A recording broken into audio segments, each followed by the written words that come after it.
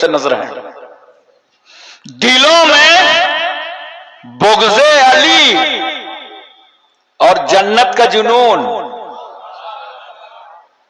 दिलों में बुग़्ज़े अली और जन्नत का जुनून। इन्ना लिल्लाहि व इन्ना इलैहि राजिऊन, इन्ना लिल्लाहि व इन्ना इलैहि राजिऊन। मोहतरम हजरात, सबसे पहले मैं आपसे पूछता हूं, आप उर्से अशरफुल औलिया में आए हैं, मकसद है चलो कुल शरीफ होगा, दुआ होगी, मिलादे पाक का जलसा होगा, अपने दामनों को भरकर वापस पलटेंगे। मगर आज मैं आपसे पूछता हूं, दुआ सुनता कौन है? बोलो अल्लाह, जोर से बोलो। एक बार अल्लाह का नाम ले लो और प्यार से नाम लो, कितनी रहमतें नाजिल होती। तकबीर पढ़ लो एक बार, अल्लाहु अकबर, अल्लाहु अकबर, ला इलाहा इल्लल्लाह, वल्लाहु अकबर, अल्लाहु अकबर, वलिल्लाहिल हम्द। दुआ सुनता कौन है? जोर से बोलो, पूरा मजमा बोले। और सुनता कहां से है? बोलो, नहीं पता है, हर जगह से सुनता है। अल्लाह सुनता है, दुआ अल्लाह ही सुनता है और हर जगह से सुनता है। तो मैं अब आपसे पूछता हूं, जब अल्लाह ही सुनता है, हर जगह से सुनता है, तो मखदूम अलाउल हक बल्वी की बारगाह क्यों जाते हो? पीराना पीर अखी सिराजुद्दीन के आस्थाने पे क्यों जाते हो? सैयद सुल्तान मखदूम अशरफ के चौचवी की बारगाह क्यों जाते हो? हुजूर अशरफुल औलिया के आस्थाने क्यों जाते हो? अल्लाह ही सुनता है और हर जगह से सुनता है। तो मजारों पे क्यों जानते हो? जानते हो क्यों जाते हैं? दुआ अल्लाह ही सुनता है, हर जगह से सुनता है। मगर हम मजारों पे जाकर दुआ इसलिए करते हैं कि जहां अल्लाह का वली होता है, वहां से अल्लाह की रहमत करीब होती है। चलो खुदा को वहां से पुकारो जहां से खुदा की रहमत करीब है। और बहुत सारे लोग मजार जाते हैं, आज तक उनको हाजिरी देने का सलीका नहीं मालूम। गए हाजिरी देने के लिए और जाके मजार को दाबने लगे। लगता है साहिब कब्र बहुत थके हुए हैं, आज ये वफादार मुरीद आया है, सारी थकावट उतार देगा। ये तरीका नहीं हाजिरी देने का।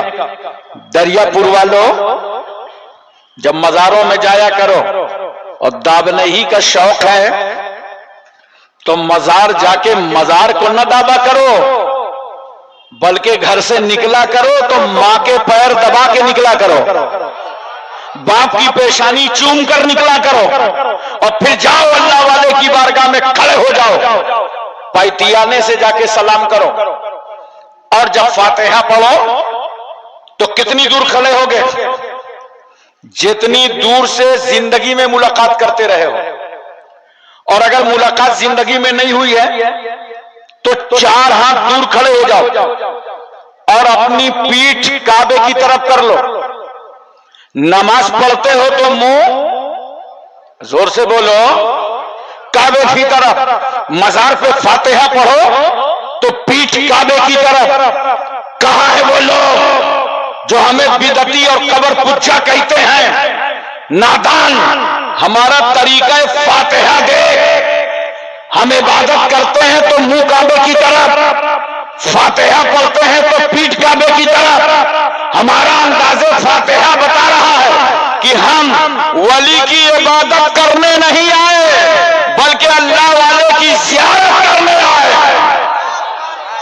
नमाज और है, नियाज और है। मोहतरम सामईने किराम, एक बात और बताओ मुझसे, मैं मोहब्बत से आपसे पूछना चाहता हूं, बोलो पूरी तवज्जो है ना? आज उर्से अशरफुल औलिया में आए हो, मजारात जाते हो, इज्तिमात में जाते हो, जलसों में जाते हो। ये शबे कदर है, ये शबे बरात है, ये जुमा है, ये ईदैन है। बड़े बड़े इज्तिमात में जाकर के दुआएं करते हो, आरास में जाते हो। मगर कुछ नाशुक्रे खुदा के बंदे ऐसे हैं जो ये कहते हैं हम क्या बतावें, हर बार तो कचौचा शरीफ जाते हैं, अजमेर शरीफ जाते हैं, लेकिन हमारी तो दुआ ही नहीं कबूल हो रही। अब बस सच्ची बात बोला करो, ये मत बोलो कि दुआ कबूल नहीं हो रही। बोलना है तो ये बोलो हमारी डिमांड पूरी नहीं हो रही। जो डिमांड रखा था ना, प्लाट मिल जाए, मकान बन जाए, औलाद हो जाए, शादी हो जाए, कारोबार चल जाए, डिमांड पूरी नहीं हो रही। ये मत कहना कि दुआ कबूल नहीं हुई। क्यों? जो तुम्हारी जुबानों से दुआ के जुमले निकलते हैं, अल्लाह को आकमुल हकमीन रब्बुल अरबाब काज़िउल हाजात मौला किबरिया बला कबीर समी खबीर, खुदा को कहते हो ना, ऐ अल्लाह तू हाकिम है, हम माकून, तू नासिर है, हम मंसूर, तू राहिम है, हम मरहूम, तू कादिर है, हम मकदूर, तू मसजूद है, हम साजिद, तू माबूद है, हम आबिद। ऐ अल्लाह तेरी मर्जी के बगैर एक जर्रा भी हरकत नहीं कर सकता, तेरी मशीयत के खिलाफ कुछ नहीं हो सकता, सब हर चीज पर तू कादिर है। इन अल्लाह अला कुल्ली शैइन कदीर, हर चाहे पर तू कादिर है। लिल्लाहि मुल्कु समावाति वल अर्द, जमीन और आसमान की बादशाहत तेरे लिए है। जो दुआ में अल्लाह को याद करते हो ना, डिमांड पूरी हो या ना हो, मगर ये जो दुआ के जुमले निकले हैं, ये जो आमीन कहा है, अल्लाह ताला इस दुआ के सदके में तुम्हारे साथ होने वाले हादसे को टाल देगा। लेकिन इंसान बहुत जरी है, वो कह सकता है मेरे साथ कोई हादसा भी नहीं था, जबकि इल्म यकीनी अल्लाह को है। मगर मैं तस्लीम किए लेता हूं कि डिमांड भी पूरी नहीं हुई, हादसा भी नहीं टला, तो दुआ का तीसरा फायदा सुनो। मैदान हश्र में अल्लाह तबारक व तआला तुम्हारी इस दुआ को तुम्हारे नामे आमाल में जखीरा कर देगा, नेकियों का जखीरा बढ़ जाएगा। तो उस वक्त बंदा कहेगा, मोमिन कहेगा, काश हमारी और दुआएं कबूल ना होती और आज सबका सिला मैदान हश्र में मिल गया होता। इसलिए ये उर्स मनाए जाते हैं, ये दुआओं की महफिल की जाती है।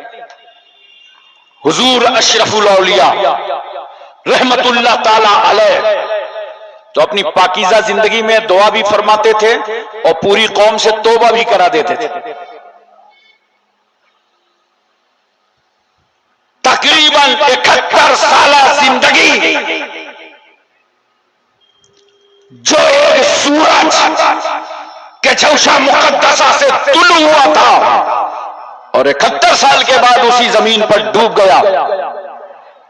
चल चल के अशरफुल औलिया ने दीन फैलाया, सुन्नियत की तबलीग की, सैकड़ों मदारिस कायम किए, दर्जनों मस्जिदों को बनवाया, मुनाज़रे किए, दीनी पैगाम, पैगाम मुस्तफा, मोहब्बत मुस्तफा, इश्क़ मुस्तफा लेकर हिंद, पाक, भूटान, नेपाल हर सरहद में पहुंचाते रहे और यही पैगाम देते रहे कि ऐ लोगों, सैयद मुस्तफा अशरफ को जीने में वो मजा नहीं आता जो मदीने वाले के नाम पर मर जाने में आता।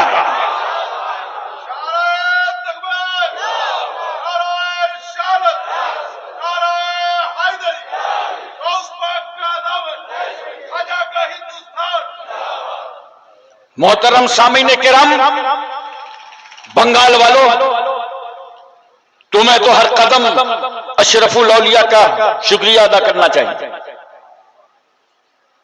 जो बंगाल में उन्होंने खिदमत की, वरना बंगाल सिसक रहा था, बदअकीदगी सवार थी, दया बना चौराहे चौराहे पे नजर आ रहे थे, इसके रसूल पर डाका डालने वाले हर संत दिखाई पड़ रहे थे। बंगाल की पूरी जमीन चीख रही थी, कांप रही थी और अलाउल हक बल्बी आईना हिंद की रूहानियत कह रही थी, मौला अब भेज इस जमीन पर अपना बंदा, भेज देने बंदा। अशरफुल औलिया आए और आने के बाद गांव गांव जाके करिया करिया, शहर शहर, नगर नगर, डगर डगर दीन मतीन की तबलीग करते रहे और दीन समझाते रहे। जरूरत पड़ी, तुम्हारे घरों में बलाएं आई तो अशरफुल औलिया ने वहां कदम रखकर उन्हें निचोड़ दिया। मुसीबतों के पहाड़ आए, अशरफुल औलिया ने दुआ की, मुश्किलें टल गईं। मुझे तो एक बहुत प्यारी बात याद आ गई, खुद हजरत ने मुझसे बयान फरमाया। टिकिया पहाड़ा कलकत्ता में एक कॉन्फ्रेंस में मैं शरीक था, हजरत ही की दावत पर हाजिर हुआ था। तो फरमाने लगे टिकिया पहाड़ा में एक ऐसा वाकया पेश आया कि एक औरत के ऊपर जिन सवार था और बड़े बड़े फूंक झाड़ करने वाले आए। वो दूसरी मंजिल पर रहती थी और लोग नीचे से जीना से चढ़ते थे। चढ़ते चढ़ते जब दूसरी मंजिल की जीने पे जाते थे तो इतना खतरनाक जिन था, वहीं से उठा के फेंक देता था। सब अपना मुसल्ला तस्बीह लेके नीचे आ जाते थे। ये मुसलसल हो रहा था। तो हजरत बयान फरमाते हैं हुजूर अशरफुल औलिया कि मौलवी साहब क्या बताएं, वो सब मेरे पास आ गए और कहा हुजूर चलिए दुआ फरमा दीजिए, हम बहुत परेशानियों से तंग हैं। और वो औरत कपड़े नहीं पहनती थी, उसके बदन पे कोई कपड़े नहीं रहते थे, उतार के फेंक देती थी। बड़े से बड़े दुआ ताबीज करने वाले की हिम्मत ना थी कि उस कमरे में दाखिल हो जाए। तो हजरत ने फरमाया, मैंने कहा चलो चलते हैं भाई, इज्जत मखदूम अशरफ बचाएंगे, इज्जत सैयद सुल्तान अशरफ बचाएंगे।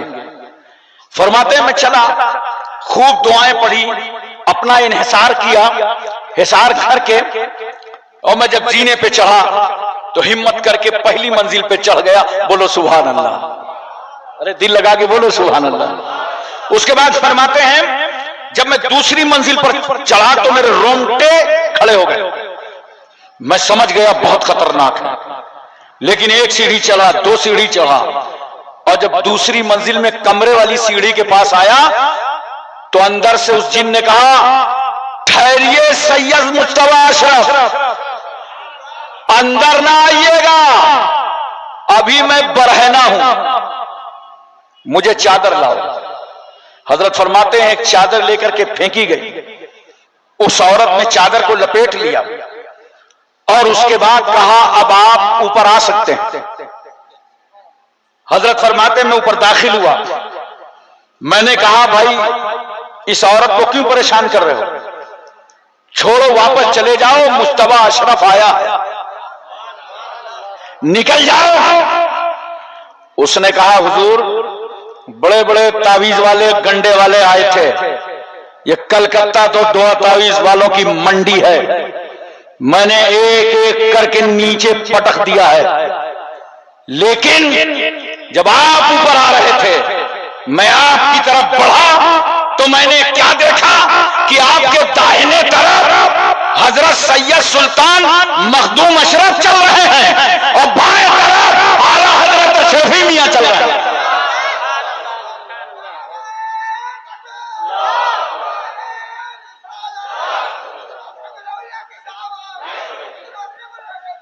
नहीं छोड़ेंगे या रसूल अल्लाह, नहीं छोड़ेंगे। तो उसने कहा, मैं वहीं पर रुक गया, कहा ये जो बुजुर्ग आ रहे हैं आने दो, आज इनके सदके में मखदूम अशरफ की जियारत हो रही है, आला हजरत अशरफी मियां की जियारत हो रही है, मैं कचौचा कर निकाला हूं, आज आपके सदके में मखदूम कचौचा की जियारत हो गई है, अब आप जो कहेंगे वो हो। हजरत ने फरमाया इसे छोड़ो, वापस चले जाओ। हुजूर अशरफुल औलिया फरमाते हैं उसी वक्त वो औरत बेहतर हो गई। बोलो मोहब्बत से सुभान अल्लाह। मोहतरम सामीन किराम, तवज्जो करने का मकाम है। एक बात और याद आ रही है मुझे, बड़ी प्यारी बात याद आ रही, बोलो मोहब्बत से सुभान अल्लाह। तो मैं अर्ज करूं सब अशरफुल औलिया के दीवाने हो, उनकी मोहब्बत में आए हो, उनका उर्स मनाने के लिए आए हो, उनकी याद मनाने के लिए आए हो, तवज्जो कीजिए। जब आला हजरत अशरफी मियां रहमतुल्लाह ताला अलैह, ये दादा हुजूर हैं, हुजूर अशरफुल औलिया, जब उनके विसाल का वक्त करीब आया और अय्यामे अलालत में थे, कमजोरी नकाहत बहुत बढ़ गई, पूरा खानदान हुजूर अशरफी मियां की खिदमत में लगा हुआ था। बड़े बूढ़े बुजुर्ग सब खिदमत में। जब ऐसे हालात होते हैं घर के तो बच्चे भी खिदमत में आ जाते हैं। तो हुजूर अशरफुल औलिया भी आ गए। कम उम्री का जमाना था। थोड़ी देर के बाद आला हजरत अशरफी मियां फरमाते हैं सब लोग बाहर निकल जाएं। सब लोग रूम खाली कर देते हैं, बाहर चले जाते हैं। कुछ बच्चे हम लोग रह गए थे तो हजरत ने फरमाया बच्चों तुम भी बाहर चले जाओ। तो सारे बच्चे बाहर चले गए मगर हुजूर अशरफुल औलिया नहीं गए। हजरत ने फरमाया अशरफी मियां रहमतुल्लाह अलैह ने मुस्तफा अशरफ तुम भी बाहर जाओ। कहा नहीं मैं तो दादा जान के पास रहूंगा। आपने कहा नहीं मैं तो दादा जान के पास रहूंगा, मैं नहीं जाऊंगा। तो हजरत ने फरमाया चले जाओ। कहा नहीं मैं दादा का दामन नहीं छोड़ूंगा, मैं दादा के पास रहूंगा। तो फरमाया अच्छा सुनो नहीं जाओगे? कहा नहीं जाएंगे। तो कहा मेरी चारपाई है, इस चारपाई के नीचे चले जाओ। अरे जोर से बोलो सुभान अल्लाह। अब अशरफी मियां रहमतुल्लाह अलैह चारपाई पे लेते हैं। चारपाई के नीचे हुजूर अशरफुल औलिया, कम उम्री का जमाना। उसके बाद क्या होता है, थोड़ा वक्त गुजरा, मतलब ये वो ऐसा वक्त था आला हजरत अशरफी मियां पर कि इतनी नकाहत और कमजोरी थी कि आप खड़े नहीं हो पा रहे थे। तो हुजूर अशरफुल औलिया फरमाते हैं थोड़ा वक्त हुआ कि कुछ मुकद्दस हस्तियां आ गईं। अरे जोर से बोलो सुभान अल्लाह। कुछ मुकद्दस हस्तियां आ गईं और जैसे ही वो मुबारक हस्तियां आई तो मेरे दादा जान अपनी चारपाई से खड़े हो गए, उनकी ताजीम किया और अरबी में कुछ बात होती रही। अरबी में कुछ बात होती रही। थोड़ी देर के बाद वो तशरीफ ले गए। तो मैंने पूछा, मैंने कहा बाबा जान ये बताइए आपको तो इतनी कमजोरी थी, उठ बैठ नहीं पाते थे, और जब ये मुबारक हस्तियां आई तो आप खड़े होकर ताजीम कर रहे थे। कहा बेटा तुम्हें मालूम है इसमें कौन आया था? अरे कमजोरों को ताकत देने वाले रसूल आए थे, बेसहारों को सहारा देने वाले गौसे आजम आए थे, ख्वाजा अजमेरी आए थे, मेरे जद्दे करीम सैयद मखदूम अशरफ कचौचवी आए। तो आला हज़रत अशरफी ने फरमाया सुनो सैयद मुज्तबा अशरफ, ऐसा है ये किसी को बताना मत। तवज्जो कीजिए, किसी को बताना मत। ये तो हुक्म फरमाया ही, आगे देखो क्या फरमाया। फरमाया अगर किसी को अपनी जुबान से बता दोगे तो तुम गूंगे हो जाओगे। अल्लाह अकबर कबीरा। या इतनी सख्ती से रोका कि बताना मत। अब कौन चाहेगा कि बता के मैं गूंगा हो जाऊं? का बताना मत वरना गूंगे हो जाओगे। कौन रोकेगा? आजकल के पीर साथ में एजेंट रखते हैं, बोलो जबरदस्ती वो करामतें गढ़ा करते हैं। ट्रेन छूट जाए तो करामत और ट्रेन मिल जाए तो करामत। लेकिन हजरतें आला हजरत अशरफी मियां को देखो अपनी करामत किस तरह छुपा रहे हैं। बताना मत किसी को जब तक मैं जिंदा, मेरी जिंदगी में किसी को मत बताना। हजरत के विसाल के बाद जब हुजूर अशरफुल औलिया ने यह वाकया बताया तो पूरा खानदान रो रहा था और हजरत अशरफी मियां की अजमतों के तराने गा रहा था। और हुजूर अशरफुल औलिया जब इस वाकये को बयान किया करते थे तो अक्सर और बेशतर मुरीदीन में रो रो के बयान किया करते थे। वो शख्सियत है, वो जाते गिरामी है हुजूर अशरफुल औलिया, जिनके उर्स की सआदत अल्लाह ताला ने दरियापुर वालों को अता फरमाई है। मोहतरम सामीन किराम, एक करामत तो हुजूर अशरफुल औलिया की ऐसी है जिसमें आधा मैं शरीक हूं उस करामत के देखने में। बोलो मोहब्बत से सुभान अल्लाह। आधा नहीं आप पूरा कह सकते हैं। एक बार हुजूर अशरफुल औलिया मेरे मादरे वतन तशरीफ ले गए। मेरी पैदाइश जो है वो उत्तर प्रदेश में एक शहर है फतेहपुर, उसका एक महल्ला है अस्ती, वहां रसूल मदनी कॉन्फ्रेंस थी, तो हजरत को मैंने मदू किया और हुजूर कादरी मियां साहब किबला भी थे। जब हजरत फतेहपुर शहर तशरीफ ले गए तो एक सूफी साहब थे, उन्होंने आके मुझसे बड़ी मिन्नत समाजत की, कहा मेरे घर हजरत को ले चलें आप। मैंने कहा नहीं भी हजरत का प्रोग्राम है, जहां है वहीं तशरीफ लाएं। अरे बोले बड़ा करम होगा, बड़ी इनायत होगी। मैंने कहा हुआ क्या? कहा क्या बतावें, घर में 5 बेटियां हो गई हैं मेरे, और मैं चाहता हूं कि आज हजरत के कदम मुबारक पड़ जाएं तो अल्लाह इनकी दुआ से मुझे एक बेटा अता फरमाते हैं। तो मुझे भी बड़ा तरस आया, मैंने कहा चलो भाई लगे हाथ, ये सूफी साहब का काम हो जाए, बहुत अच्छा है। हजरत से मैंने गुजारिश किया, मैंने कहा हुजूर ये सूफी साहब आए हैं, बहुत बसीद हैं, चलिए इनके घर चाय पी लीजिए चल करके। और हजरत इतना मुझ पर करम फरमाते थे कि फौरन राजी हो गए, कहा चलो चलते हैं। तशरीफ ले गए, चाय वाय पी के फारिग हुए, सूफी साहब आए, मैंने बैठाया, मैंने कहा हजरत ये सूफी साहब की बीवी उम्मीद से हैं, हालत हमल में हैं, 4-5 बच्चियां ऑलरेडी इनके घर में हैं, अब ये चाहते हैं कि हजरत दुआ फरमा दें तो मेरे एक बेटा पैदा होगा। ये बड़ी तमन्ना लेके आए हैं कि औलादे नूरुल ऐन आए हैं, मखदूम अशरफ की मानवी औलाद आई है, खानदाने रिसालत के वो फर्जंद तशरीफ लाए हैं, हुजूर दुआ फरमा दी, हुजूर दुआ फरमा दी। अल्लाह अकबर कबीरा। तो हजरत ने दुआ फरमा दिया, जाओ मियां मैं अल्लाह से दुआ करता हूं, अब पैदा होने वाला तुम्हारे घर में बेटा पैदा होगा। अरे मोहब्बत से बोलो सुभान अल्लाह, पैदा होने वाला बेटा पैदा होगा। सूफी साहब थोड़ा बहुत चालाक थे, कहने लगे हजरत नाम क्या रखेंगे? उन्होंने सोचा लगा नाम भी पूछ लो। कहा हुजूर नाम क्या रखेंगे? मगर आज तो अशरफुल औलिया का दरिया रहमत फैज पर था, सावन भादों की तरह आज बरस रहा था। हजरत ने फरमाया अनवार अशरफ नाम रखा।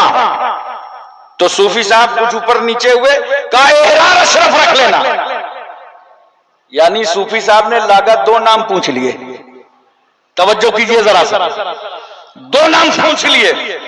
और वही हुआ दोस्तों, जब कुछ महीने के बाद मैं फतेहपुर अपने वतन हाजिर हुआ और सूफी साहब के घर गया तो वो बच्चे को लेकर के आए, तौलिया में लपेट कर। हमने कहा कौन सूफी साहब? कहा ये हजरत अशरफुल औलियत की दुआ है, ये अनवार अशरफ है, आपने दुआ करवाया था, अल्लाह ने मुझे औलाद अता फरमा दी। अब मैं 1.5 साल के बाद मैं फिर गया सूफी साहब के घर, तो एक और तौलिया में लपेट के लाए। हमने कहा ये कौन है? कहा हजरत ने 2 नाम बताया था, एक अनवार अशरफ बताया था, एक एहलाल अशरफ बताया था। अनवार अशरफ आ चुके, एहलाल अशरफ आपके सामने। ये दुआ थी हुजूर अशरफुल औलिया की, ये अंदाज था उनका, वो खशियत इलाही थी उनके अंदर कि अल्लाह ताला उनकी दुआ को कबूल फरमा लेता था। मोहतरम सामीन किराम, मैं इसलिए आपसे अर्ज करना चाहता हूं और बताना चाहता हूं, बहुत सारी ऐसी बातें हजरत इरशाद फरमाया करते थे। आज मैंने जहांगीर भाई को बताया, इनके घर में दस्तरखान लगा, खाना खाने जा रहा था, कहा सिलिपची लाओ, हाथ धोला। मैंने कहा सुनिए हुजूर अशरफुल औलिया फरमाते थे, अरे भाई हाथ धो के खाना खाया करो, कभी भूखे नहीं रहोगे, यानी सुन्नत के मुताबिक। अब किस तरह उन्होंने सुन्नतों को जिंदा किया है। किसी को डबल अंगूठी पहने देखा, का एक उतार दो, 4.5 मासा से कम की चांदी की एक अंगूठी, एक नक की जायज है। सोना पहने देखा, का इसे उतार दो। नाम लोग बिगाड़ते हैं ना, कोई रहमान कहता है, कोई गफ्फार कहता है, आप फरमाते थे नहीं, रहमान अल्लाह की शान है, गफ्फार अल्लाह की शान है, अब्दुल रहमान बोलो, अब्दुल गफ्फार बोलो। कदम कदम पर जिस जाते के रामी ने मुरीदों को तालीम और तरबियत दिया हो और सुन्नत रसूल पर चलने का तरीका सिखाया हो, मैं आज आपको समझाऊंगा। ये हमारी तुम्हारी निस्बतें हैं औलिया किराम से। बुजुर्गाने दीन से आज अपनी निस्बत को और पुख्ता करके जाओ। देखो कुरान कहता है वत्तखिज़ू मिन मकाम इब्राहीम मुसल्ला, मकाम इब्राहिम को मुसल्ला बनाओ, मकाम इब्राहिम पर नमाज पढ़ो। ये मकाम इब्राहिम है क्या? एक पत्थर है जिस पर इब्राहिम अलैहिस्सलाम ने खड़े होकर के काबे की तामीर की। जैसे हम लोग इंडिया में दीवार ऊंची हो जाती है तो चहली लगा लेते हैं, जब काबे की दीवार ऊंची हो गई तो इब्राहिम अलैहिस्सलाम ने एक पत्थर रख लिया और उसी पे खड़े हो गए। अब अल्लाह की रहमत मुस्कुरा रही है, इब्राहिम दीवार तो ऊंची होगी मगर तुम्हें पत्थर बदलने की जरूरत ना पड़ेगी, ये पत्थर भी नीचे से बढ़ता चला जाएगा। काबा तामीर हो गया, काबा कंप्लीट। इब्राहिम पैगंबर ने दुआ के लिए हाथ उठा दिए, रब्बना तकब्बल मिन्ना इन्नका अंतस समीउल अलीम। ऐ अल्लाह हम बाप बेटों की जानिब से इस तामीर काबा को कबूल फरमा। याद रखो मुसलमानों, जब कोई नेकियां किया करो, अच्छे काम किया करो, मदरसा बनवाओ, मस्जिद बनवाओ, खानका बनाओ, तो रियाकारी और दिखावा न किया करो, बल्कि नेक काम करने के बाद तन्हाइयों में जाया करो और खुदा की बारगाह में आंसू बहा कर रोया करो, ऐ अल्लाह नेक काम करना हमारा काम था और इसे कबूल फरमा लेना तेरा काम है। इब्राहिम अलैहिस्सलाम खड़े हो गए जबल अबू कुबैस पर। यह शहर मक्का का वो ऊंचा पहाड़ जिस पर अल्लाह के रसूल सल्लल्लाहु अलैहि वसल्लम ने खड़े होकर के चांद के 2 टुकड़े फरमाए थे। इसी पहाड़ी पर इब्राहिम पैगंबर खड़े हैं और आवाज देते हैं, ए परस्ताना ने खुदा, ए अल्लाह को एक मानने वालों, चलो चलो काबा तैयार हो चुका है। अब जिन लोगों ने, जिन रूहों ने सुना, अल्लाह ने उनके मुकद्दर ही में हज्जे बैतुल्लाह लिख दिया। यही वजह है कि जब एक हाजी 8 जिलहिज्जा को मक्के में एहराम पहन लेता है, जरा कानून देखो इस्लाम का, इस्लाम की तरह मसावात लाओ, अमीर गरीब गोरे काले बादशाह फकीर रियाया सब बराबर। हुक्म है लोगों, तुम जिस मुल्क के सदर जमहूरिया हो, वजीर आजम हो, बादशाह हो, अपने अपने वतन का लिबास उतार करके अपने कमरों में रख दो और आज अपने आप को 2-2 चादरों में लपेट लो। तुम्हारा खुदा तुम्हें उस लिबास में देखेगा जिस लिबास में उसका प्यारा महबूब आया था। और चादरें लपेट करके चारों तरफ तलबिया की कसरत जारी हो जाती है और लोग पढ़ते हैं, लब्बैक अल्लाहुम्मा लब्बैक लब्बैक ला शरीक लक लब्बैक इन्नल हम्दा वन नेमत लक वल मुल्क ला शरीक लक। पूरा शहर मक्का गूंज रहा, पूरा शहर मक्का गूंज रहा। जानते हो इब्राहिम अलैहिस्सलाम के सवाल का ये जवाब है। उन्होंने कहा था चलो खुदा का घर तैयार हो गया तवाफ के लिए। अब हाजी पहुंच के कहता है लब्बैक अल्लाहुम्मा लब्बैक, आय अल्लाह तेरे खलील ने बुलाया था, हम सब हाजिर हो गए। तो ये पत्थर है जिस पर इब्राहिम अलैहिस्सलाम ने खड़े होकर के काबे की तामीर की। पत्थरों की तकदीर देखना है तो शहर मक्का चलो, वहां एक पत्थर वो है जिसे रसूलुल्लाह ने चूमा है और एक पत्थर वो है जिसके बारे में सरकार फरमाते हैं, मैं उस पत्थर को पहचानता हूं जो मेरी पैदाइश से पहले मुझ पर सलाम पढ़ा करता था। अब बताओ मुसलमानों, सलाम पढ़ने वाले पत्थर को रसूल पहचानते हैं तो सलाम पढ़ने वाले सुन्नियों को कितना पहचानेंगे। सरकार ने एक पत्थर को चूमा है।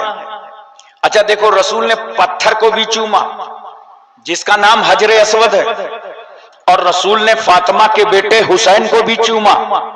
अब कुछ भाइयों को कंफ्यूजन हो गया, वो चूमना को पूजना समझ गए, वो चूमना को पूजना समझ गए, जबकि दिन भर अपने बच्चों को चूमते हैं और उसके बाद कहां कहां चूमते हैं बताऊंगा, नहीं समझ जाओ। अबे अगर चूमना पूजना होता तो मेरे रसूल ने हजरे अस्वद को चूमा ही ना होता। नबी ने हजरे अस्वद को भी चूमा और नबी ने फातिमा के बेटे हुसैन को भी चूमा। यहीं से तो हम सुन्नियों को अकीदा मिल गया कि अगर हजरे अस्वद की तरह हजर मिले तो चूम लो और हुसैन की तरह बशर मिले तो चूम लो। अब अब तवज्जो कीजिए, कुरान क्या कहता है, वत्तखिज़ू मिन मकाम इब्राहीम मुसल्ला, मकाम इब्राहिम को मुसल्ला बनाओ। ए मेरे बंदो, तवाफ से फारिग हो गए हो, वाजिबुत तवाफ आकर मकाम इब्राहिम के सामने पढ़ो। हमने कहा अल्लाह पत्थर के सामने नमाज, काबे के होते हुए, मिज़ाब रहमत की मौजूदगी में, हतीम काबा के होते हुए, मस्जिद हराम के रहते हुए पत्थर के सामने नमाज। खुदा की रहमत मुस्कुरा पड़ी। मेरे बंदो पत्थर ना देखो, इस पत्थर पर मेरे नबी का नक्शे कदम देखो। इस पत्थर से मेरे नबी का पैर छू गया, इसलिए इस जगह नमाज पढ़ो ताकि खुदा की इबादत भी होती रहे और मेरे नबी की यादगार भी बरकरार रहे। नोट करो मुसलमानों, नेक बंदों की यादगारों को कायम रखना सुन्नते किबरिया। देखो अल्लाह ताला इब्राहिम अलैहिस्सलाम की यादगार को कायम कर रहा है ना। आज कुछ लोग यादगारों के पीछे पड़ गए। मिलादुन नबी का जुलूस नहीं निकलना चाहिए। एक साहब मुझसे कहने लगे उर्स नहीं होना चाहिए। मैंने कहा क्यों? कहा औरतें जाती, तो मैंने कहा शादी नहीं होना चाहिए। बोला क्यों? मैंने कहा औरतें जाती। अगर यही फार्मूला इंडिया में नाफिज किया गया तब तो भारत के सियासी नेताओं को अलग से एक जमात बनाना पड़ेगा, ऑल इंडिया रड़ुआ समाज। अबे शादी भी होगी, उर्स भी होगा, मगर दोनों शरीयत के मुताबिक होंगे। बोलो मोहब्बत से सुभान अल्लाह। दोनों शरीयत के मुताबिक होंगे। जरा गौर से देखना, बात बिल्कुल समझ में आ जाएगी। ये देख रहे हो ना? बोलो, समझ रहे हो? इसे क्या कहते हैं बताना मत, मगर इसका कितना ख्याल रहता है, कटने न पावे। बच्चे जवान हो गए, कटवाने न पावे। और यहां से निकलता क्या है बताना मत, माहौल मत खराब करना। गंदगी निकलती है ना, कोई मुश्कंबर तो नहीं निकलता, गंदगी निकलती। तो उसके लिए अपना अपना जुगाड़ है, निकले पहुंच लो। यही तो करोगे कि नाक ही काट डालोगे। अरे बोलो, नाक क्यों नहीं काटोगे ना? जो गंदगी निकले उसे पहुंच दो। इसी तरह याद रखो, उर्स हो या शादी, जो शरीयत के खिलाफ रस्में हैं उन रस्मों को मिटाया जाएगा। उर्स कल भी हो रहा था, आज भी हो रहा है और क़यामत तक होता रहेगा। उर्स की बरकत ही है, मज़ार की बरकत है। सबसे पहले शख्स को मैंने जब हिंदुस्तान में कलमा पढ़ाकर मुसलमान किया तो मज़ार ही की बरकत थी। हजरत मखदूम शाह आला रहमतुल्लाह ताला अलैह जाजमऊ शरीफ कानपुर में एक साहिब कब्र है। 763वां इस साल सालाना उर्स हुआ और अल्हम्दुलिल्लाह कुल की तकरीब में यह फकीर दुआ करता है, तकरीबन 5 लाख का मजमा होता है। हिंदू मुस्लिम सिख ईसाई बगैर भेदभाव के सभी आते जाते। एक 22 साल का नौजवान लड़का था, वो मेरे पास आया, कहा गुरुजी मुझे कलमा पढ़ा दीजिए। मैंने कहा भीम क्या बात है, कोई शादी वादी का चक्कर है, कोई माल मसाला मिल रहा है? कहा नहीं नहीं। तो मैंने कहा इस्लाम में तुझे पसंद क्या आया वो तो बता।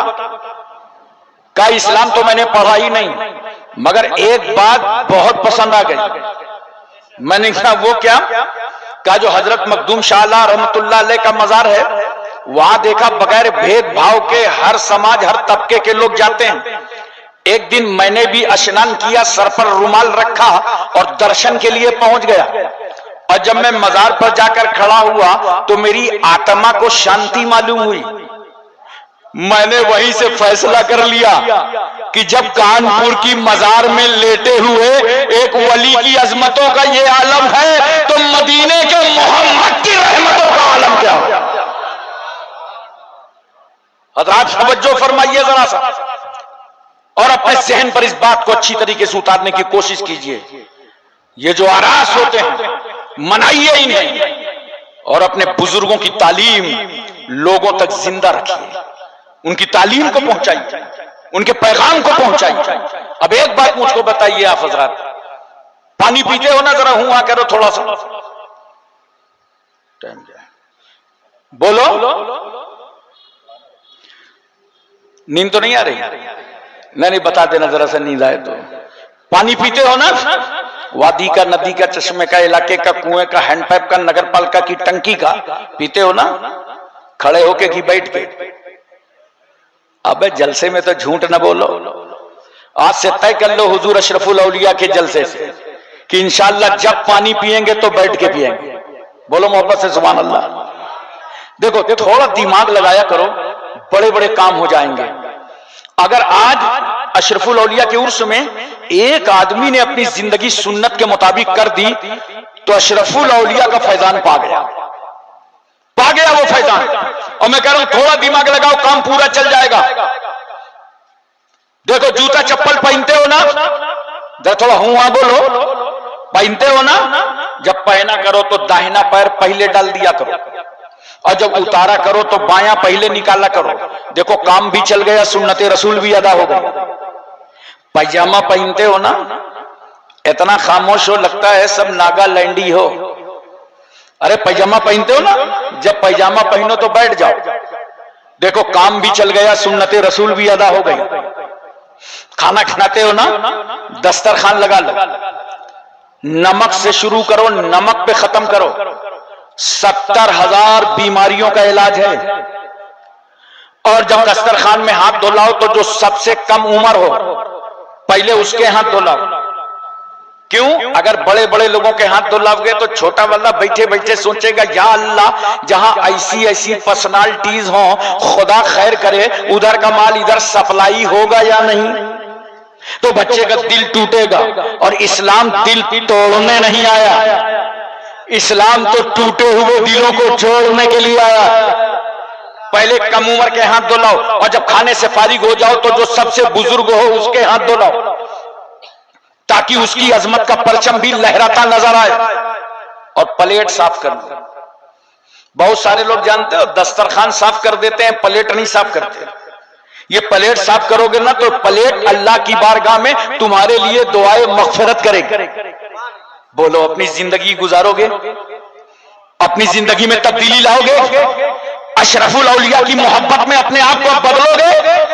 बदलो, उनका उर्स हो रहा है, बदलो, अशरफुल औलिया के नाम का जलसा हो रहा है। लाओ तब्दीली अपने आप में। देखो सारा पानी जो पीते हो तो बैठ कर, और अगर कोई आबे जमजम लाके दे दे, जोर से बोलो, खड़े होके सारा पानी बैठ के, आबे जमजम खड़े होके। क्यों भाई? सारा पानी बैठ के, आबे जमजम खड़े होके। तो आप कहेंगे हजरत ये आबे जमजम है, इस्माइल अलैहिस्सलाम की एड़ी से छू गया, इस्माइल अलैहिस्सलाम की एड़ी से टच हो गया। अच्छा, एक पानी नबी की एड़ी से छू जाए तो उस पानी की ताजीम। अब हम आप तो पीते ही हैं खड़े होके। मुझे हैरत तो उन लोगों पर है, आबे जमजम को वो भी खड़े होके पीते हैं जो नबी के लिए नहीं खड़े होते। वो भी आबे जमजम खड़े होके पीते हैं। अब मुझे एक बात बताओ मोहब्बत के साथ, बोलो तवज्जो है ना, ज़हन हाजिर है? आप हज करके वापस आए, दरवाजे पे भीड़ लगने लगी। हाजी साहब ने कहा बच्चों, हज कमेटी ने 5 लीटर अलाउ किया था, इतने में होगा क्या, मजमा बहुत है, एक ड्रम पानी कर लो, नगर पालिका का पानी मिला लो, हैंड पाइप का मिला लो, बोरिंग का पानी मिला लो। 5 लीटर को एक ड्रम बना दिया। अब जो आता जा रहा है खड़े होके पीता जा रहा है। मैंने कहा दरियापुर वालों, आबे जमजम को खड़े होके पीते तो बात समझ में आती, ये दरियापुर वाले पानी के लिए क्यों खड़े हो गए? तो आप कहेंगे हजरत ये मालदा वाला पानी मक्के वाले पानी से मिल गया है, इसलिए इस पानी की ताजीम हम कर रहे हैं। देखो पहले लोटा बदना चलता था, अब तो सिस्टम बदला है। और जैसे ही लोटा लेकर के वजू किया, वजू करने के बाद जितना पानी बचा क्या करते थे चाचा? खड़े होकर पी लेते थे। मैं पूछ रहा हूं खड़े होकर क्यों पीते थे? तो आप कहेंगे इसलिए कि वजू का पानी है। मगर फिर मैं आपसे पूछता हूं वजू का नहीं है, वजू वाला तो बह गया। जिससे वजू किया ना, हाथ धोया कंट्रोल से बाहर, चेहरा धोया कब्जे से बाहर, पैर धोया गिरफ्त से बाहर, तो जिससे वजू किया वो तो नाली में बह गया, और जो बचा है उससे वजू किया ही नहीं है, वरना ये भी बह गया होता। इस बचे हुए के लिए क्यों खड़े होते हो? तो आप कहेंगे ये बचा हुआ पानी वजू वाले पानी से छू गया, इसलिए इस पानी की ताजीम करते हैं। सुनो मुसलमानों, एक पानी आबे ज़मज़म से मिल जाए, एक पानी वजू के पानी से छू जाए, तो हम उस पानी की ताजीम करते हैं। अरे इसीलिए हम ताजीम करते हैं हुजूर अशरफुल औलिया की, कि अशरफुल औलिया का सीना इश्क़ रसूल का मदीना हो गया है। सुभान अल्लाह, सुभान अल्लाह। नारे तकबीर, नारे तकबीर, नारे रिसालत, नारे रिसालत। उर्से अशरफुल औलिया, उर्से अशरफुल औलिया। नारे तकबीर, नारे रिसालत। एक बात और सुनिए मोहब्बत से, हम और आप जिस पानी से वजू करते हैं ना, ये दो गंदगियों को धुल देता है। एक आज़ाए वजू पर जो गंदगी होती है उसकी धुलाई, और जो आपने गुनाहे सगीरा किए उसकी धुलाई। वाह रे नमाज कितनी मुकद्दस है कि अभी नियत नहीं बांधा, वजू किया, गुनाह धुलने लगे। दो गंदगियों को ये पानी धुलता है। फुकाए केराम की इस्तिलाह में इस पानी का नाम माए मुस्तामल है। अब दोबारा इस्तेमाल मत करना, वरना मुफस्सिरीन किराम ने लिखा है कि मिर्गी जैसी बीमारी का खतरा है। ये हमारे तुम्हारे वजू का पानी है, दोबारा इस्तेमाल करो तो बीमारी पैदा हो जाए। लेकिन अगर वजू कर रहे हो मुस्तफा जाने रहमत, अगर वजू कर रहा हो अल्लाह का पैगंबर, तो सहाबा दौड़ पड़ते हैं, हथेली पे हथेली, हथेली पे हथेली, हथेली पे हथेली, और नबी के वजू का पानी जमीन पर गिरने नहीं देते। और जिस सहाबी को पानी नहीं मिलता था वो दूसरे सहाबी से कहते थे, लाओ खाली हाथ मेरे हाथ में रख दो। जाहिर सी बात है सहाबी ने कहा होगा कुछ हाथ में है नहीं, तो सहाबी ने यही तो जवाब दिया होगा, हमें मालूम है पानी नहीं है, मगर इस हथेली से नबी के वजू का पानी छू गया है, खाली हाथ हाथ पे रख दो। अब मैं एक बात आपसे पूछना चाहता हूं, मोहब्बत से बताओ कहां है वो लोग जो बात बात पे कहते हैं ये लिखा कहां, ये लिखा कहां? उर्से अशरफुल औलिया मनाओ, कल कहेंगे लिखा कहां। अच्छा पूछते पढ़े लिखे लोगों से नहीं है, अनपढ़ से, जाहिल से। बेचारा चाय वाला चाय बना रहा है, उसके पास पहुंच गए, काबे कलुआ ये फातिहा लिखा कहां? पान वाला पान लगे लपेट रहा है, लगा रहा है कट्ठा चूना बराबर, और जा गए उसके पास, कहे अबे बफाती ये सलाम लिखा कहां है? उसका मूड खराब हो गया, अब तक तो बराबर लगा रहा था, अब चू नहीं चूना, चू नहीं चूना, चू नहीं चूना। किससे पूछ रहे हैं? जाहिल से पूछ रहे हैं लिखा कहां है। और कुरान क्या कहता है? फसलू अहल जिक्र इन कुंतुम ला तालमून, जिन बातों का तुमको इल्म ना हो वह अहले इल्म से पूछ लिया करो, वो उलमा से पूछ लिया करो। इन्होंने पलटी मार दी, कहा अल्लाह तूने कहा था अहले इल्म से पूछो, हम जाहिलों से पूछेंगे ये लिखा कहां है, ये लिखा कहां है? पूछने वालों बड़ी हिम्मत है पूछने की, ये लिखा कहां है? तो मेरा रसूल वजू कर रहा है और सहाबा नबी के वजू का पानी जमीन पर गिरने नहीं दे रहे। हदीस शरीफ का मफहूम है, ऐसा दौड़ रहे थे सहाबा, लगता था आपस में झगड़ा हो जाएगा, पानी जमीन पर गिरने नहीं दे रहे। चल हिम्मत है तो पूछ सहाबा से ये लिखा कहां है? जुरत पूछ सहाबा से ये लिखा कहां है कि जब नबी वजू करें तो नबी के वजू का पानी जमीन पर गिरने न देना। अरे बताइए लिखा कहां है? पूछ, है हिम्मत? तुम्हारे हिम्मत नहीं है, तुम नहीं पूछ सकते, मगर हम अहले सुन्नत हैं, अहले मोहब्बत हैं, अहले निस्बत हैं। हम खाकसारी इनकिसारी के साथ सहाबा के दरबार हाजिर हुए, हमने कहा इज्जत माफ सहाबा, रिश्वत माफ सहाबा, तकद्दुस माफ सहाबा, इस्मत माफ सहाबा, आपके कदमों पर हमारे माँ बाप कुर्बान। ये तो बताइए, अल्लाह का रसूल जब वजू कर रहा था और वजू का पानी गिर रहा था तो आपने जमीन पर गिरने नहीं दिया। ये लिखा कहां है? ये लिखा कहां है? तो सहाबा का अमल बोलेगा। अरे नादान, ये हमारे इश्क की किताब में लिखा है। इश्क की किताब में लिखा है कि हम अदाए आशिकाना दिखाते जाएं और मुस्तफा खामोश होकर उसे साबित फरमाते चले जाएं। सुनो, इश्क वो चीज है,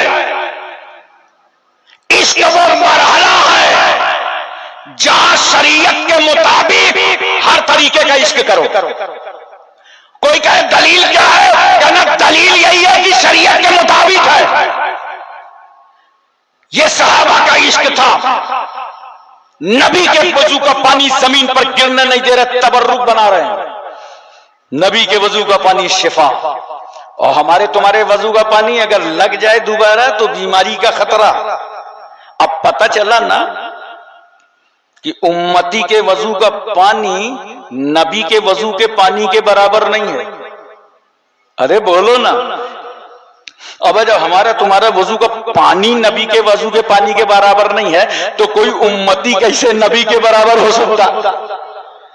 कोई उम्मती कैसे रसूल के बराबर हो सकता है? आजकल देखो हर टेढ़े अहिले बहिले को मैं रसूल की तरह, मैं नबी की तरह। अबे ये बात अपनी बीवी से कह के देख, इतने मारेगी कि गिनेगी भी नहीं। लूला लंगड़ा होके मेरी तरह बन रहा है। जो बात तुम्हारी बीवी न बर्दाश्त कर सके वो नबी की शान में बोलते हो, वो रसूल की शान में बोलते हो। अच्छा, पहले की औरतें अपने शौहरों की बहुत फरमाबरदार होती। बताओ भाई, बोलो। अरे ये तो शादीशुदा वाले ही बता सकते हैं। बहुत फरमाबरदार होती थी, मगर अब ये पोस्ट ट्रांसफर हो गई है। अब शौहर खुद ही फरमाबरदारी करने लगा है। लेकिन आज भी अगर कोई कनीज़े फातिमा हो, शौहर की खिदमत करने लगे तो दाहिने तरफ कपड़े धुलेगी तो बाएं तरफ मुंह करेगी, इतनी बदबू। ये हमारे तुम्हारे कपड़ों का हाल है कि तुम्हारी बीवी न बर्दाश्त कर सके। मगर शान देखो मुस्तफा जाने रहमत की कि नबी के जिस्म पाक का पसीना अगर दुल्हन को मिल जाए तो दुल्हन कहती है अब खुशबू की जरूरत नहीं है, अब तो पसीने रसूल मिल गया। नबी जिन गलियों से गुजर जाए ना तो सहाबा कहते थे रास्ता पूछने की जरूरत नहीं है, चले चलो, रास्ते की खुशबू बता रही है कि अल्लाह का रसूल यहीं से गुजरा है, अल्लाह का पैगंबर यहीं से गुजरा है, अल्लाह का हबीब यहीं से गुजरा।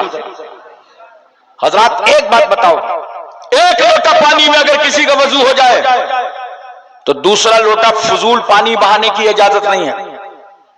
पूरी तवज्जो है ना? माहिरीन कहते हैं पहली जो जंगें हुई हैं तेल के नाम पे हुई हैं। अब दुनिया में पीने की पानी की कमी हो रही है। कहीं ऐसा ना हो कि आइंदा जंग पानी के नाम हो जाए। पूरी दुनिया पानी बचा रही है। हमारे भारत का जल निगम कह रहा है बूंद बूंद पानी की हिफाजत करो, पानी को महफूज रखो। आप समझ रहे हैं सिर्फ ये गवर्नमेंट का काम है? अरे इस पानी की हिफाजत के लिए 1400 साल पहले कुरान ने तुमसे खिताब किया था, इन्नल मुबज्जिरीना कानू इख्वान शयातीन। बेशक जो लोग फजूल खर्ची करते हैं वो शैतान के भाई। याद रखना मुसलमानों, तुम्हारी जिम्मेदारी है एक बूंद फजूल पानी बहने न पावे। बोलो, एक कतरा फजूल पानी बहाने की इजाजत नहीं है। तो एक लोटा पानी में वजू हो जाए तो एक कतरा फजूल पानी बहाने की इजाजत नहीं है। समझा दो अमेरिका को, बता दो बर्तानिया को, इसराइल के गुंडों के दिलो दिमाग में उतार दो, भारत की जमहूरियत के माथे पर जबर का टीका लगाने वालों को समझा दो, जो इस्लाम एक कतरा फजूल पानी बहाने की इजाजत ना दे वो इस्लाम किसी का खून बहाने की क्या इजाजत दे? इस्लाम रहमतों का मजहब है, इस्लाम बरकतों का मजहब है, इस्लाम इंसानियत का मजहब है, इस्लाम मानवता का मजहब है, इस्लाम बशरियत का मजहब है, इस्लाम इखलास का मजहब है, इस्लाम अखलाक का मजहब है, इस्लाम भाईचारा का मजहब है, इस्लाम मसवात का मजहब है, इस्लाम अहिंसा का मजहब है। एक बात और मुझे मोहब्बत के साथ बताओ, बोलो, पूरी तवज्जो है ना? पूरे मजमे में कितने हाजी हैं? कोई हज करके आया है क्या? आया हो तो जरा हाथ उठा के बताओ। माशाअल्लाह, ये हाजी साहब 1 2 3। हाजियों का परसेंटेज कम है, लगता है कंजूसों का इलाका है। अब मैं हज फर्ज है तो जल्दी जल्दी करके आओ। और जवान बच्चों में तुमसे गुजारिश करता हूं, अगर तुम कमा रहे हो, घर की बागडोर संभाल लिया है, तो अपने माँ बाप को हज कराओ। अल्लाह दुनिया में बहुत दौलत से तुम्हें नवाजेगा, मगर जब माँ बाप का साया नहीं रह जाएगा तुम पछताते रहोगे। हमारे माँ बाप होते तो उन्हें भी हम हज करा देते। और हज करने से, कराने से याद रखना, गरीबी नहीं आती। हज करने वाले जो पूछ लो, अल्लाह ताला उसका रिस्क और कुशादा फरमा देता। अब देखो जरा सा, हज का रुकने आजम है वकूफे अरफा, मैदान अरफात में ठहरना। कब तक ठहरोगे? जब तक सूरज न डूब जाए। तवज्जो चाहता हूं, जब तक हाजी को अरफात से निकलने की इजाजत नहीं है। सूरज डूब जाए निकल पड़ो, लेकिन अब नमाज पढ़ने की इजाजत नहीं है। हमने कहा अल्लाह, सूरज डूबने से पहले निकलने की इजाजत नहीं, सूरज डूब गया, अब हम नमाज मगरिब की नहीं पढ़ सकते। नहीं बंदो, जाओ मुज़दलिफा में इशा और मगरिब साथ में पढ़ना। हमने कहा मस्जिद नबी, मस्जिद कुबा में, मस्जिद जुमा में, मस्जिद किबलतैन में, मस्जिद अबू ज़र ग़िफ़ारी में, मस्जिद बिलाल में, मस्जिद अबू बकर में, मस्जिद उमर में, मस्जिद उस्मान में, मस्जिद अली में, जहां जहां सूरज डूब गया वहां वहां मगरिब की नमाज हो रही है। हमें सूरज डूबने से पहले निकलने की इजाजत नहीं, सूरज डूब गया मगरिब पढ़ने की इजाजत नहीं। खुदा की रहमत मुस्कुरा पड़ी। मेरे बंदो, तुम मैदान अरफात में मगरिब कैसे पढ़ोगे जब मेरे महबूब ने नहीं पढ़ा? मेरे हबीब ने तो मुज़दलिफा में पढ़ा था। अल्लाह अकबर, क्या इत्तिबाए रसूल है, क्या ताल्लुके रसूल है। अगर मैदान अरफात में मुस्तफा मगरिब ना पढ़े तो किसी उम्मती को इजाजत नहीं है पढ़ने की। वहीं पढ़ना मुज़दलिफा में जहां रसूल ने पढ़ा। हमने कहा परवरदिगार आलम, वहां जाते जाते तो मगरिब का टाइम निकल जाएगा, इशा का हो जाएगा, हमारी तो मगरिब कज़ा हो जाएगी। खुदा की रहमत मुस्कुरा रही है। मेरे बंदो, आज तुम्हारा खुदा तुम्हारी मगरिब को कज़ा नहीं होने देगा। अगरचे तुम इशा के वक्त अदा करोगे तब भी अदा ही कबूल फरमाएगा। यह है ताल्लुके मुस्तफा। हजरात, ये औलिया किराम का मकसद यही था, अशरफुल औलिया का मकसद यही था कि बच्चा बच्चा आशिके रसूल बन जाए, रसूलुल्लाह का दीवाना बन जाए। लोगों की गलत सोहबत में मत बैठा करो, इन उलमा की सोहबत में बैठो, अपने इमामों की सोहबत में बैठो, उलमा के ताल्लुकात बनाओ, वरना कब ये तुम्हें गुमराह कर दें। इनकी सोहबतें खराब हैं, नेक लोगों की सोहबतें इख्तियार करो। एक साहब मुझे मिल गए बंबई रेलवे स्टेशन पे, कह रहे थे हुजूर सल्लल्लाहु अलैहि वसल्लम के चाहने से कुछ होता है क्या? अरे मैंने कहा नादान, तुम वही लोग हो कि कुरान पढ़ते हो मगर कुरान हलक से नहीं उतरता। अबे नबी के चाहने से तो किबला बदल गया। पढ़ो दूसरा पारा। अल्लाह ताला क्या फरमाता है? मेरे महबूब, बार बार आसमान की तरफ आपका सर उठना हम देख रहे हैं। 17 महीने तक सरकार सल्लल्लाहु अलैहि वसल्लम ने मस्जिद अक्सा की तरफ रुक करके नमाज पढ़ा। ये मस्जिद अक्सा वही है जहां फलस्तीन है। बोलो, यरूशलेम में मस्जिद अक्सा है। ये मुसलमान यरूशलेम से और मस्जिद अक्सा से इतनी मोहब्बत क्यों करता है? इसलिए कि हमारे नबी जब मेराज के लिए तशरीफ ले गए तो तमाम अंबिया और मुरसलीन की इमामत इसी मस्जिद में फरमाई।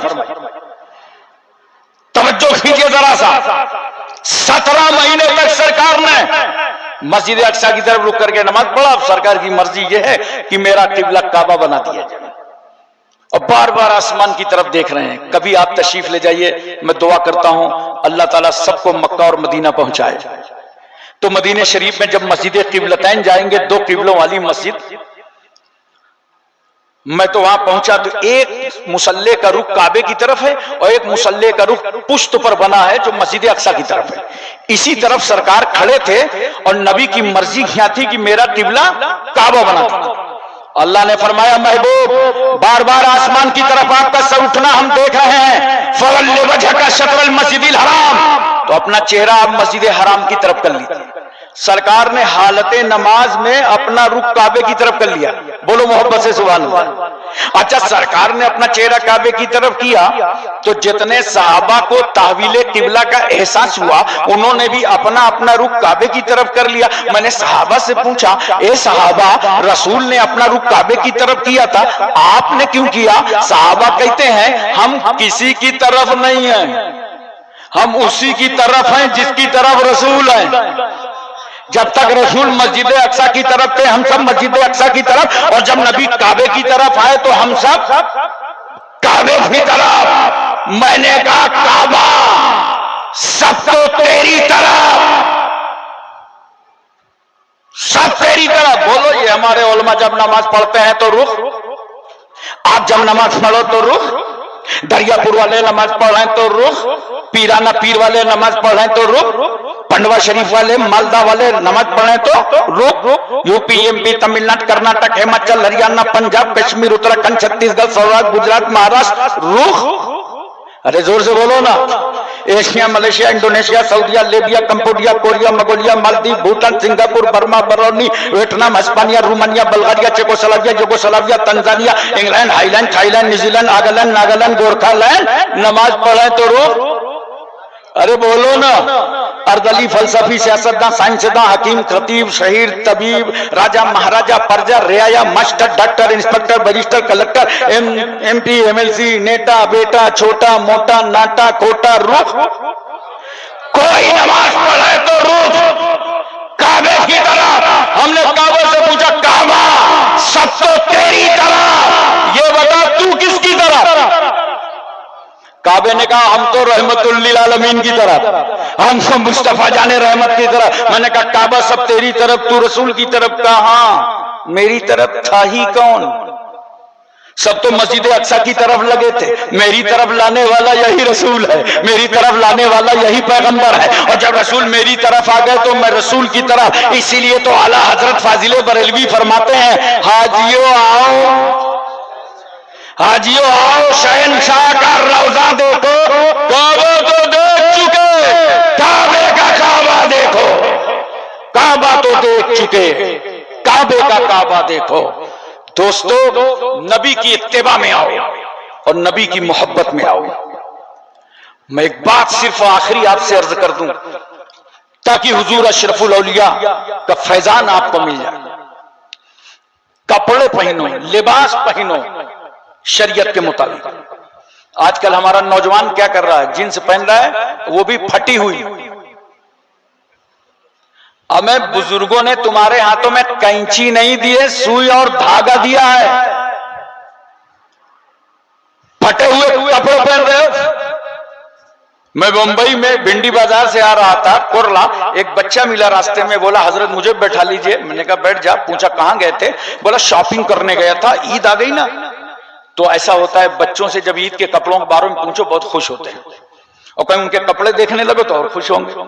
इसलिए वो माँ बाप पे जल्दी से दबाव डालते हैं, कपड़े लाइए कपड़े लाइए कपड़े लाइए, उन्हें बड़ी खुशी होती है। और बच्चों की दिलजोई किया करो। बोलो मोहब्बत से सुभान अल्लाह। हुजूर महबूब इलाही रहमतुल्लाह अलैह लिखते हैं कि मुझको एक खत मिला जिसमें लिखा था कि हत्तल इम्कान लोगों के दिलों को राहत पहुंचाओ। इससे कीमती कोई चीज बाजार में नहीं है कि लोगों को राहत पहुंचाओ, दुख न पहुंचाया करो। किसी की गीबत बुराई चुगली, किसी के दिल खराश, किसी को सताना, इससे कोई अल्लाह की खुशनुदी नहीं हासिल हो सकती। लोगों के दिलों को राहत पहुंचाओ। तो मैंने सोचा इस बच्चे से बात करें तो इसे राहत होगी। तो मैंने कहा भाई कपड़े लाओ देखें। तो कपड़े उसने जींस पैंट बढ़ाई तो सामने ही फटी थी। अबे मैंने कहा तू तो ठग गया। बोला क्या हुआ हजरत? अरे मैंने कहा ये तो पैंट फटी हुई है। छोटा बच्चा था मगर जानते हो कैसे कर रहा था? ऐसे कर रहा था। वो मुझी को बेवकूफ समझ रहा था कि ये बड़े पुराने ख्याल के हैं, सजा से बचने की सबील करते हैं, पुराने लोग हैं, पुराना वकील करते हैं।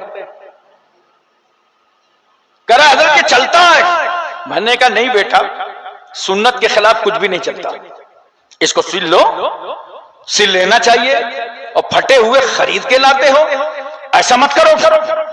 ऐसी पैंट पहनते हैं, पता नहीं चलता इसने पैंट को पहना है कि पैंट ने इसको पहना। इतनी टाइट कि हर नौजवान के पैंट में कम से कम 50-50 ग्राम पेशाब रहता है। और अल्लाह के रसूल क्या फरमाते हैं, इस्तंज़िहु अनिल बौल फ़इन्नहु आम्मतु अज़ाबिल क़ब्र। ए लोगों, बचो पेशाब की छींटों से, आमतौर से अज़ाबे क़ब्र इसी से होता है। ऐसे कपड़े पहनो जिसमें तुम्हें तहारत में आसानी हो, और ऐसे कपड़े पहनो जिसमें तुमको इबादत में आसानी। अभी हमारे नौजवानों को देखो, बाल कैसे रखने, देखा होगा, इधर से कटाया, उधर से कटाया, आगे से कटाया, पीछे से कटाया, बीच में ऐसे ले आए जैसे मुर्गी का झुआ। बोलो, किसी समंदर का जजीरा। नौजवानों सुनो, अशरफुल औलिया के उर्स में आए हो, अपने पीर की रूहानियत को खुश करो। 3 तरीके के बाल रखा करो, या तो पूरे बाल कस्र करा दो, या ताबदोश या ताबगोश, या तो कान की लौ तक बाल रखो, और या तो ये शाने तक बाल रखो। सुन्नत के मुताबिक बाल रखो, सुन्नत के मुताबिक कपड़े पहनो, सुन्नत के मुताबिक जिंदगी गुजारो। शादियों में आजकल क्या हो रहा है, देहात में तो गनीमत है, शहरों में लोग खड़े खड़े खाना खा रहे हैं ना, खड़े खड़े खाने। कार्ड में लिखा था, निकाह में सुन्नती फमन रगेबान सुन्नती फलैसा मिन्नी, कि सरकार सल्लल्लाहु अलैहि वसल्लम ने फरमाया निकाह मेरी सुन्नत है, और जो शख्स इस सुन्नत से एराज करेगा मुझमें में से नहीं है। सुन्नत के नाम पर दावत दिया था, और वहां सुन्नतों का मजाक उड़ाया जा रहा है। बोलो, सुन्नतों का मजाक उड़ाया जा रहा है। सुन्नत के मुताबिक खाना खाओ, सुन्नत के मुताबिक चप्पल पहनो, सुन्नत के मुताबिक पैजामा पहनो, सुन्नत के मुताबिक कपड़े पहनो। थोड़ा दिमाग लगाओ तो पूरी जिंदगी तुम्हारी सुन्नत के मुताबिक गुजर जाएगी। ये क्यों फटे कपड़े पहन रहे हो, क्यों ऐसे बाल रख रहे हो? इसलिए कि मुंबई में किसी को देख लिया होगा। याद रखो, बंबई के अदाकारों को अपना आइडियल मत बनाओ। उनको आइडियल वो लोग बनाएं जिनका कोई आइडियल ना हो। हमारे आइडियल तो हुजूर अशरफुल औलिया है। बोलो, इसलिए दोस्तों और बुजुर्गों, मैं तुमसे गुजारिश करूंगा कि अपना वक्त मत बर्बाद करो, बल्कि जितना वक्त तुम्हारा गुजरे सुन्नत के मुताबिक गुजरे, तरीका मुस्तफा पे गुजरे। इसी में दुनिया भी कामयाब है और आखिरत भी कामयाब है। वाखिर दावाना अनिल हम्दुलिल्लाहि रब्बिल आलमीन। अस्सलामु अलैकुम। खड़े हो जाइए, सलातो सलाम।